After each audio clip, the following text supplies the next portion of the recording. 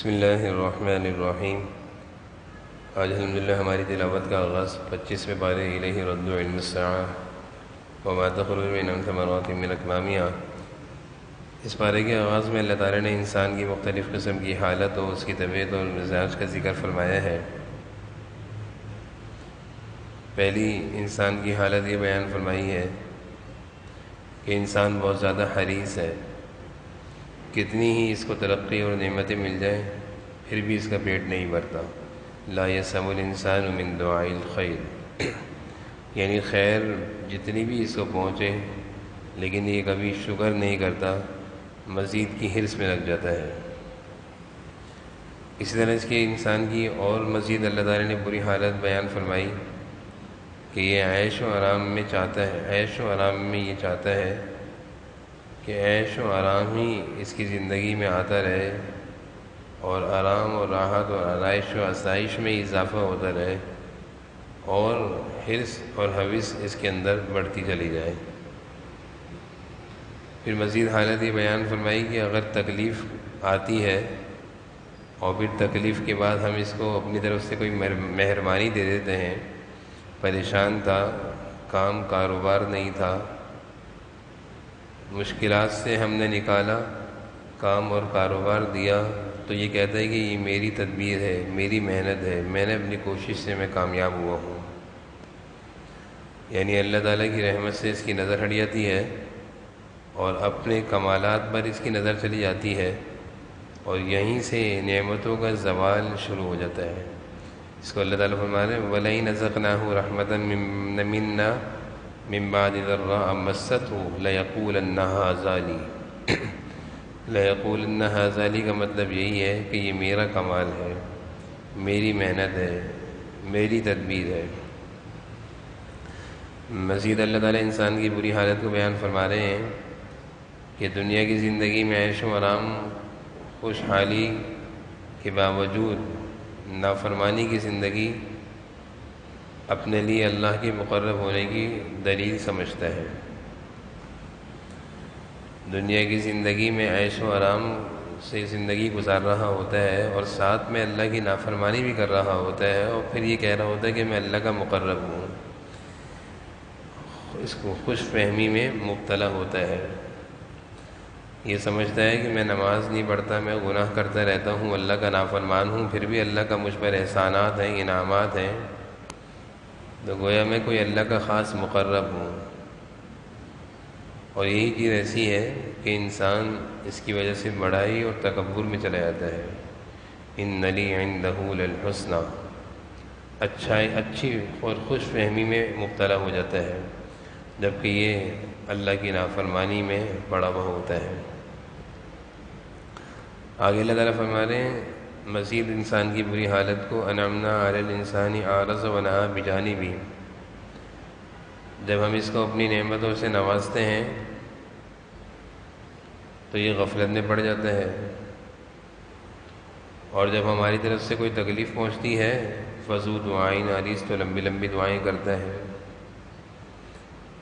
جب اس پر ہماری انعامات ہوتے ہیں تو اعرض ونأى بجانبہ، منہ پھیر لیتا ہے، غفلت کی زندگی گزارتا ہے، عیش و آرام میں سمجھتا ہے کہ یہ دولت اور یہ مال ہمیشہ رہے گا، یہ صحت، یہ زندگی ہمیشہ رہے گی، اور جب ہم تھوڑا سا اس کو ہلاتے ہیں وَإِذَا مَسَّهُ الشَّرُّ، تھوڑی سی تکلیف پہنچتی ہے، دولت میں کچھ کمی آ جاتی ہے، بیماریاں آنا شروع ہو جاتی ہیں، تو فذو دعائن عریض، لمبی لمبی دعائیں شروع کر دیتا ہے۔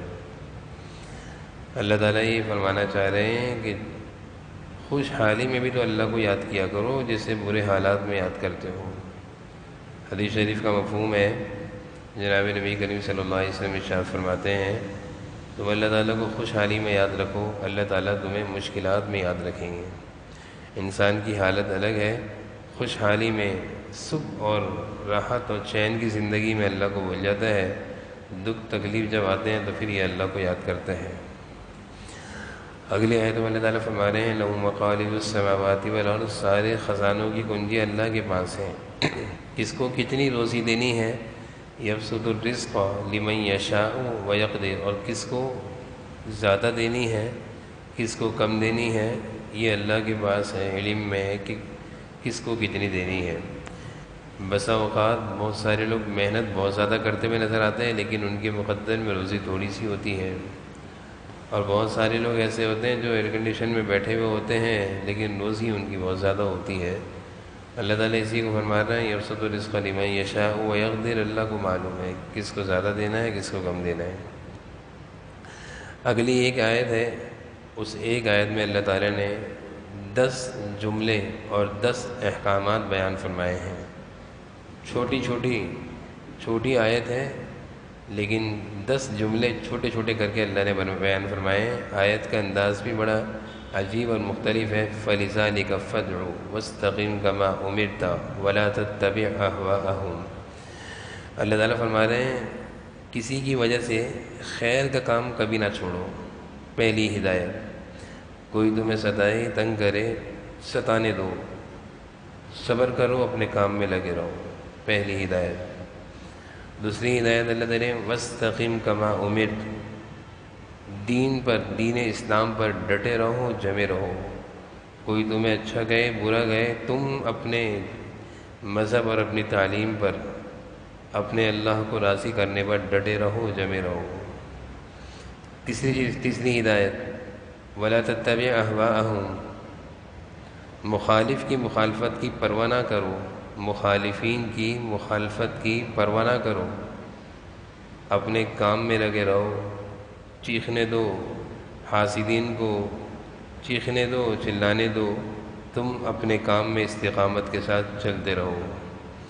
اگلی ہدایت وَقُلْ آمَنْتُ بِمَا أَنزَلَ اللَّهُ مِنْ کتاب، تمام آسمانی کتابوں پر ایمان لانے کا اعلان کرو۔ وَأُمِرْتُ لِأَعْدِلَ بَيْنَكُمْ، ہر حال میں عدل و انصاف سے کام لو، ظلم و زیادتی ناانصافی سے بچے رہو۔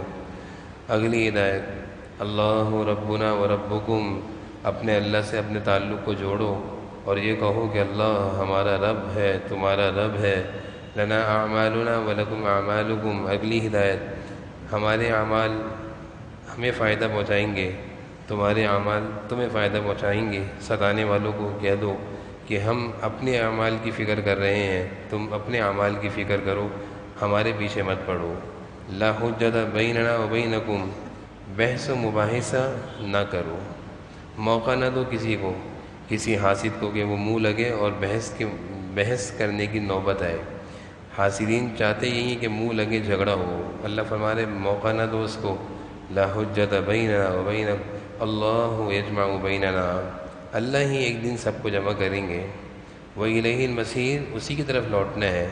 پھر اللہ بتائیں گے کون حق پر تھا، کون صحیح تھا، کون ظالم تھا، کون بدخواہ تھا، کون اللہ کو راضی کرنے والا تھا، کون مخلص تھا۔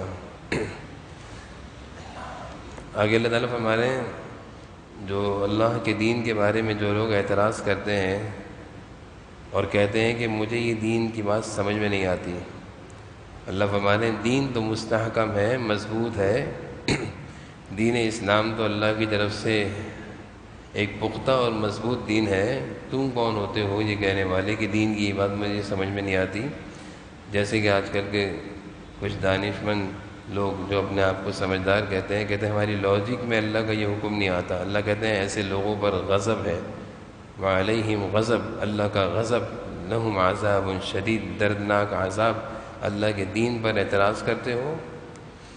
اگلی آیت میں اللہ تعالیٰ فرمانے اللہ لطیف بعبادہ یرزق من یشاء وہو القوی العزیز، اللہ تعالیٰ اپنے بندوں پر بہت مہربان ہیں، وہ روزی کے معاملے کو خود حل کرتے ہیں، اپنے بندوں کو روزی کے معاملے میں پریشانی میں نہیں ڈالتے، ان کو پتہ ہے اگر کسی بندے کی روزی روزگار میں تنگی ہے وہ حل فرماتے ہیں۔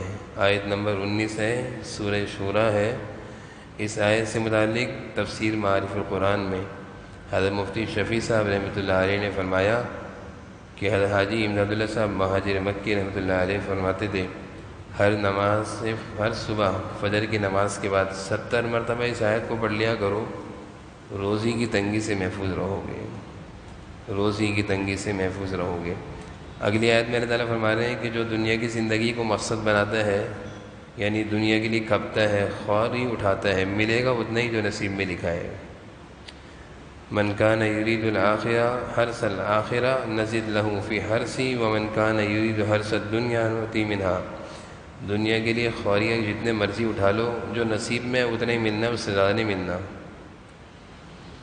لیکن جو لوگ آخرت کی زندگی کو اپنا مقصد بناتے ہیں اور دنیا کے لیے تھوڑی بہت محنت بھی کرتے ہیں، اللہ ان کو دنیا بھی دیتا ہے، آخرت بھی دیتا ہے۔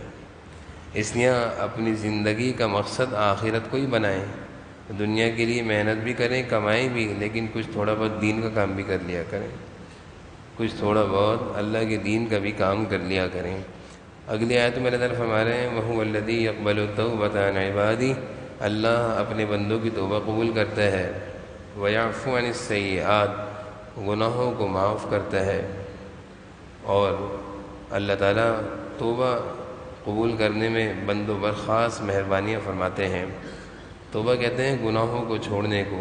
جس زندگی پر انسان چل رہا ہے، اگر وہ نافرمانی کی زندگی ہے، صدق دل سے توبہ کر کے اللہ سے معافی مانگ لے، آئندہ کے لیے عزم کر لے کہ اب نہیں کروں گا۔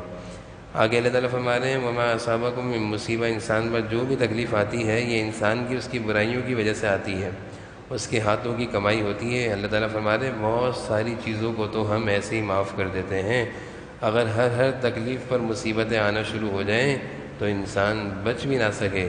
تکلیفیں تھوڑی ہوتی ہیں، انسان کی بدعمالیاں زیادہ ہوتی ہیں۔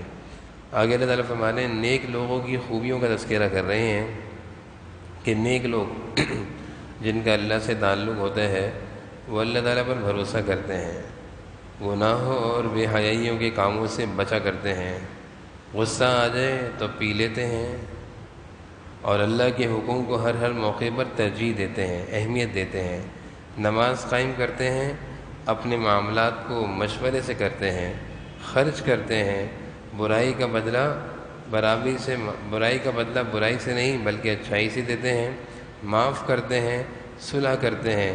اللہ تعالیٰ فرما رہے ہیں ایسے لوگوں کے لیے ہم نے بہت بڑا اجر اپنے پاس رکھا ہوا ہے۔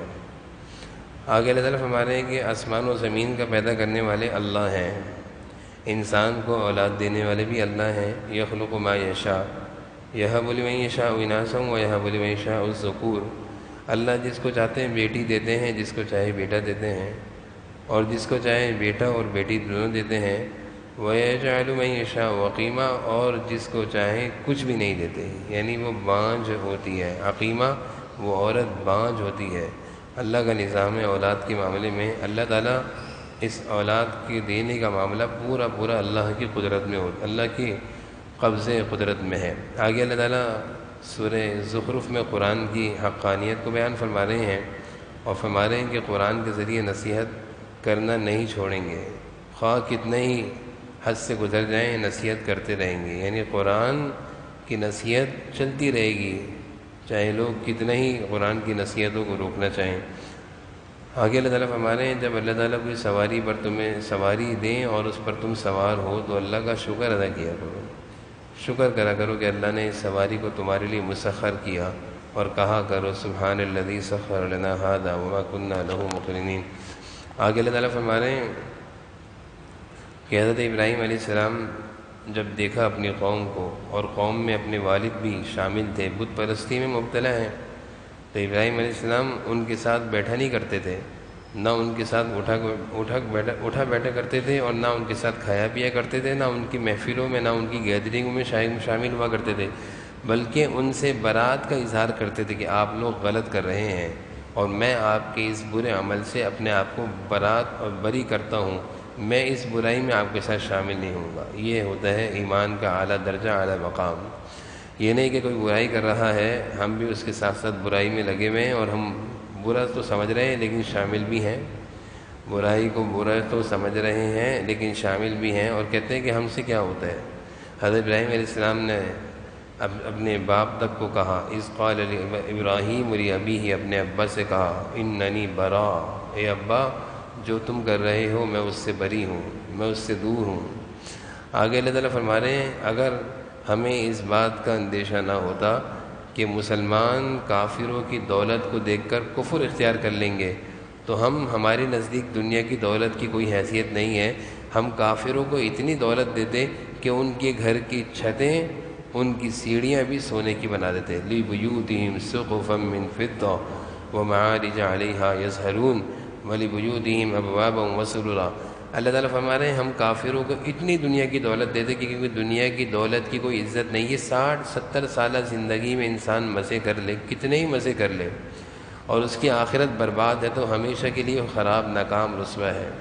اللہ تعالیٰ ایمان والوں کو یہ بات سمجھانا چاہتے ہیں کہ بھائی دنیا کی زندگی میں تھوڑی روکھی سوکھی پر گزر بسر کر لیا کرو، صبر سے شکر سے کام لے لیا کرو. اصل زندگی آخرت کی ہے. دنیا کی زندگی 60 سال 70 سال گزر جاتے ہیں، پتہ ہی نہیں چلتے. آخرت کی ابدی ہمیشہ کی زندگی کے جو مزے ہیں وہ ایمان والوں کو ملنے ہیں. اے ایمان والوں، وہ مزے تمہیں ملنے ہیں، وہ مزے کافروں کو نہیں ملنے. ہم نے اگر کافروں کو دنیا میں بہت عیش و آرام دے دیا، مال و دولت دے دی، تو اے ایمان والو ان کی دولت کو دیکھ کر حسرت مت کرو، بلکہ اللہ ہمارے والآخرۃ عند ربک للمتقین، آخرت جو ہے وہ تو متقیوں کے لیے ہے. آگے اللہ تعالیٰ فرما رہے ہیں کہ جب انسان اللہ کا ذکر مسلسل کرتا ہے، زبان سے کرے یا دل سے کرے، دل سے اللہ کی طرف ہر وقت متوجہ رہتا ہے تو شیطانی اثرات سے محفوظ رہتا ہے. شیطانی اثر جیسے کہ حدیث میں آتے ہیں کہ جب انسان ذکر کرتا ہے شیطان اس کے دل سے دور ہٹ جاتا ہے، اور جہاں ہی وہ ذکر چھوڑتا ہے تو شیطان اس کے دل کو ٹیک لگا کے بیٹھ جاتا ہے، وسوسے اور برے خیالات ڈالتے ہیں. حضرت موسیٰ علیہ السلام جب فرعون کے پاس اللہ کا پیغام لے کر جا رہے تھے تو گھبرا رہے تھے کہ ظالم ہے. اللہ تعالیٰ نے فرمایا وَلَا تَنِيَا فِي ذِكْرِي، میرے ذکر مسلسل کرتے رہنا، وہ تمہیں کچھ نہیں کرے گا. دشمن نظر آنے والا ہو جیسے کہ ظاہری دشمن ہوتے ہیں، اور دشمن نظر نہ آنے والا ہو جیسے کہ شیطان ہے. دونوں دشمنوں سے بچاؤ کے لیے قرآن سے پتہ چلتا ہے کہ ذکر یہ بہترین ہتھیار ہے، یہ بہترین اسلحہ ہے، یہ بہترین بچاؤ کا سامان ہے. شیطانی اثرات اور شیطانی حملوں سے محفوظ رہنا اگر کوئی چاہتا ہے، کثرت ذکر کی عادت ڈالے. ذکر قرآن کی تلاوت بھی ہے، ذکر درود شریف بھی ہے، ذکر استغفار بھی ہے. اور دشمنوں کی شر سے، حاسدین کی حسد سے، مکاروں کی مکاریوں سے، بدماشوں کی بدماشیوں سے اگر کوئی بچنا چاہتا ہے، یعنی وہ دشمن جو نظر آتے ہیں انسانی شکل میں، ان سے بچاؤ کا اللہ فرما رہے ہیں وَلَا تَنِيَا فِي ذِكْرِي. اے موسیٰ فرعون کے پاس جاؤ، گھبراؤ مت، لیکن ایک بات یاد رکھنا، ذکر کا ہتھیار اپنے ساتھ رکھنا. اللہ نے یہ نہیں کہا حضرت موسیٰ علیہ السلام کو کہ کوئی اسلحہ، کوئی تلوار، کوئی بندوق ساتھ رکھنا، بلکہ اللہ نے فرمایا میرے ذکر کو میں مست رہنا. یہ ذکر یہ بہترین ہتھیار ہے. یہاں پہ اللہ فرما رہے ہیں وَمَن يَعْشُ عَن ذِكْرِ الرَّحْمَنِ نُقَيِّضْ لَهُ شَيْطَانًا فَهُوَ لَهُ قَرِينٌ. جب کوئی شخص میرے ذکر سے رک جاتا ہے، ذکر نہیں کرتا، تو شیطان اس کا دوست بن جاتا ہے. جب شیطان اس کا دوست بنتا ہے تو کیا ہوتا ہے وَيَحْسَبُونَ أَنَّهُمْ مُهْتَدُونَ. شیطان اس کو پٹیاں پڑھاتا ہے اور وہ برے کام کر رہا ہوتا ہے، شیطان اس کو کہتا ہے تو بہت اچھا کام کر رہا ہے. ذکر حق، ذکر اللہ سے رکنے کی نتیجہ دیکھیں کہ شیطان فَهُوَ لَهُ قَرِينٌ دوست بنا. شیطان کی دوستی کا نتیجہ دیکھیں کہ شیطان برائی کراتا ہے اور انسان برا کرنے کے بعد کہتا ہے يَحْسَبُونَ أَنَّهُمْ مُهْتَدُونَ، میں تو بہت اچھا کر رہا ہوں. گمراہی کی حد، عقل پر اندھیرے پردے پڑ جاتے ہیں کہ برائی اس کو اچھی معلوم ہوتی ہے. کوئی انسان گندگی کھا رہا ہو اور کہتا ہے میں وہ اچھی چیز کھا رہا ہوں، تو دیکھنے والا کہتا ہے کہ بے وقوف انسان ہے. یہی حال ہوتا ہے کہ جب اللہ کا ذکر چھوڑ دیتا ہے انسان تو شیطان اس کو ایسی پٹیاں بڑھاتا ہے کہ وہ برے کاموں کو بھی اچھا کرتا ہے. دین کے جتنے دشمن ہیں، دین کے جتنے دشمن ہیں، علماء کے جتنے دشمن ہیں، چاہے وہ مسلمان ہیں، علماء کو ستانے کو کہتے ہیں ہم اچھا کام کر رہے ہیں. شیطان ان کو یہی پٹیاں بڑھاتا ہے. آگے اللہ تعالیٰ فرما رہے ہیں وَقَالُوا يَا أَيُّهَا السَّاحِرُ ادْعُ لَنَا رَبَّكَ بِمَا عَهِدَ عِندَكَ إِنَّنَا لَمُهْتَدُونَ فَلَمَّا كَشَفْنَا عَنْهُمُ الْعَذَابَ. کہ یہ فرعونیوں پر جب اللہ کا عذاب آیا تو فرعونیوں نے حضرت موسیٰ علیہ السلام سے کہا ادْعُ لَنَا رَبَّكَ، اپنے رب سے دعا کرو، یہ عذاب ہم سے دور ہو جائے، ہم لَمُهْتَدُونَ ہدایت پر آ دیں گے. حضرت موسیٰ علیہ السلام نے اللہ تعالیٰ سے دعا کری فَلَمَّا كَشَفْنَا عَنْهُمُ الْعَذَابَ إِذَا هُمْ يَنْكُثُونَ. جب عذاب دور ہو گیا پھر مستی مذاق میں لگ گئے. پھر اپنی حرکتوں میں آ گئے۔ انسان کی یہی حالت ہے، تکلیف میں اللہ کو پکارتا ہے، کہتا ہے اللہ اب میں آپ کو ناراض نہیں کروں گا۔ جب تکلیفیں دور ہو جاتی ہیں پھر اللہ کو بھول جاتا ہے۔ اللہ تعالیٰ فرما رہے ہیں جب تم ہمیں ناراض کرو گے، نافرمانیاں کرو گے تو انتقمنا منہم، پھر ہم انتقام بھی لیں گے۔ ضابطہ اللہ نے بیان فرما دیا، آسفون انتقمنا منہم، اگر تم ہمیں ناراض کرو گے انتقمنا منہم تو پھر ہم تم سے انتقام بھی لیں گے۔ یہ اللہ کا ضابطہ ہے۔ قرآن ضابطے دیتا ہے، قرآن دنیا میں زندگی گزارنے کے ضابطے دیتا ہے۔ اللہ فرما رہے ہیں ہمیں ناراض کرو گے تو پھر ہم انتقام بھی لیں گے، پوچھیں گے کیوں ایسا کر رہے ہو۔ آگے اللہ تعالیٰ فرما رہے ہیں برے دوست جتنے ہیں کل قیامت کے دن ساری دوستیاں دشمنیوں میں بدل جائیں گی۔ قرآن کی یہ آیت بڑا واضح اعلان کر رہی ہے، الاخلاء یومئذ بعضهم لبعض عدو، کہ ساری دنیا کی دوستیاں دشمنیوں میں بدل جائیں گی، الا المتقین، صرف نیک لوگوں کی دوستیاں کام آئیں گی۔ صرف نیک لوگ جنہوں نے اپنی دنیا کی زندگی میں نیکوں کو اپنا دوست بنایا، اللہ والوں کی صحبت اور نیک لوگوں کی صحبت میں رہے، ان سے دوستیاں لگائیں، اللہ فرما رہے ہیں یہی دوستیاں کل کام آنی ہیں۔ آگے اللہ تعالیٰ جنت کے مناظر بیان فرما رہے ہیں، جنت کے مناظر بیان کر کے اللہ تعالیٰ جنت کا شوق دلا رہے ہیں۔ جہنم کے مناظر بیان کر رہے ہیں، جہنم کے مناظر بیان کر کے اللہ تعالیٰ جہنم کا خوف دلا رہے ہیں۔ اس کے بعد اللہ تعالیٰ فرما رہے ہیں لقد جئناکم بالحق، حق بات آ گئی ہے لیکن تم اس حق بات کو سے کراہت کرتے ہو۔ اگر تم حق کے خلاف تدبیر کرو گے تو ہم بھی حق کی حفاظت اور اس کو غالب کرنے کی تدبیر کریں گے۔ عجیب، اللہ نے قرآن میں یہ اعلان فرمایا کہ حق تو آ چکا ہے، دین اسلام قرآن و حدیث تو آ چکا ہے دنیا میں، اس کو ہم نے غالب کرنا ہے۔ اب تم اس کے غالب کرنے میں اس کا سہارا بنو گے، اپنے آپ کو بھی دین کی خدمت میں لگاؤ گے تو بہت سعادت کی بات ہے۔ اور اگر تم نے یہ سوچ لیا کہ ہم نے تو اس دین کی تعلیمات کو روکنا ہے، علماء کو ستانا ہے، دیندار کو ستانا ہے، تنگ کرنا ہے، اللہ کہتے ہیں حق تو غالب ہو کر رہے گا، حق تو غالب ہو کر رہے گا اور تمہاری تدبیریں تمہارے منہ کو آگے لگیں گی، تم ناکام اور رسوا ہوگے۔ دین کے دشمنوں کو یہ پیغام ہے اللہ کا۔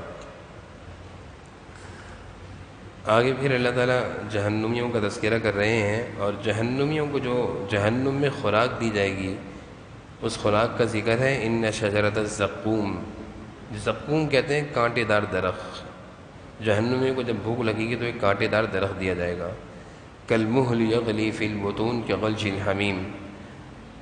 جہنمیوں کو جب پیاس لگے گی تو کھولتا ہوا پانی دیا جائے گا، جب وہ پئیں گے تو اندر کا ساری آنتیں باہر آ جائیں گی، اسی کا تذکرہ ہے۔ پھر آگے اللہ تعالیٰ مزید نیک لوگوں کا تذکرہ کر رہے ہیں، اس کے بعد سورہ جاثیہ شروع ہوتی ہے۔ سورہ جاثیہ میں پھر اللہ تعالیٰ نے ایک اہم مضمون بیان فرمایا ہے، اور اللہ تعالیٰ کہہ رہے ہیں دھوکے کی آنکھیں کھولو، سمجھدار دھوکے کی آنکھوں سے پردہ ہٹاؤ، آنکھوں پر جو دھوکے کا پردہ ہے اس کو ہٹاؤ، تھوڑی سمجھداری کی نگاہیں کھولو، کیسے الٹے سیدھے فیصلے کرتے ہو۔ اللہ فرماتے ہیں ایک وہ آدمی جو نمازی ہے وہ مرتا ہے اور ایک بے نمازی مرتا ہے، ایک حلال کھانے والا اور ایک حرام کھانے والا، ایک با پردہ اور حیا والی خاتون مرتی ہیں اور ایک بے پردہ بے حیا خاتون مرتی، ایک امانت دار وعدے کا پورا کرنے والا مرتا ہے اور ایک خیانت کرنے والا وعدہ خلافی کرنے والا مرتا ہے۔ دونوں لوگوں کو غسل بھی دیا جاتا ہے، کفن بھی بنایا جاتا ہے، نماز بھی پڑھی جاتی ہے، دیکھنے والا سمجھتا ہے دونوں ایک ہیں، دونوں کے مزے ہو گئے، دونوں قبر کے مزے کریں گے۔ اللہ کہہ رہے ہیں ساء ما یحکمون، یہ کیا الٹے سیدھے فیصلے کر رہے ہو۔ اللہ تعالیٰ فرما رہے ہیں ام حسب الذین اجترحوا السیئات، یہ کیسے ممکن ہے کہ ایک آدمی دنیا کی زندگی میں اللہ کو راضی کرے اور ایک ناراض کرے اور دونوں کا حشر ایک جیسا ہوگا۔ جو ناراض کرنے والا ہے چاہے وہ مرد ہو عورت ہو، مرنے کے بعد وہ جہنم میں جائے گا، قبر بھی اس کی جہنم بنے گی، اور جو اللہ کو راضی کرنے والا ہے چاہے وہ مرد ہو عورت ہو، وہ مرنے کے بعد جنت میں جائے گا، قبر بھی اس کی جنت بنے گی۔ جو لوگ یہ سمجھتے ہیں کہ دونوں ایک جیسے ہیں، کھاتے پیتے دنیا میں تو ایک جیسے کھاتے پیتے رہتے ہیں، قبر میں بھی ایک جیسے طریقے سے سب کو اتار دیتے ہیں، لیکن آگے کے مناظر میں علیحدگی ہو جاتی ہے۔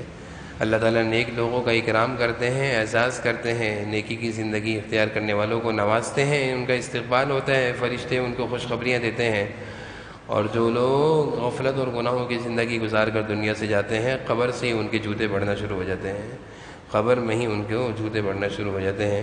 آگے اللہ تعالیٰ فرما رہے ہیں کہ ساری گمراہی کی وجہ انسان کی خواہشات ہیں، اور آج کے دور میں خواہشات خواہش انسان کا سب سے بڑا بت اور معبود بنا ہوا ہے، دل میں جو آیا وہ کر لیا، یہ نہ سوچا کہ اللہ راضی ہوئے یا ناراض ہوئے۔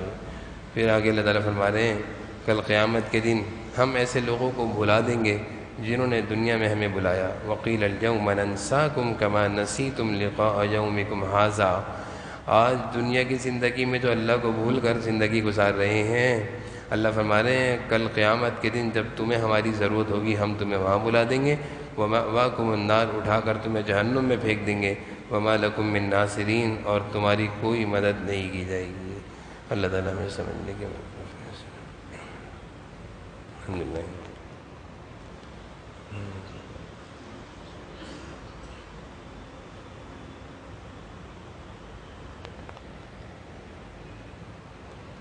صلی اللہ تعالیٰ علیہ وسلم۔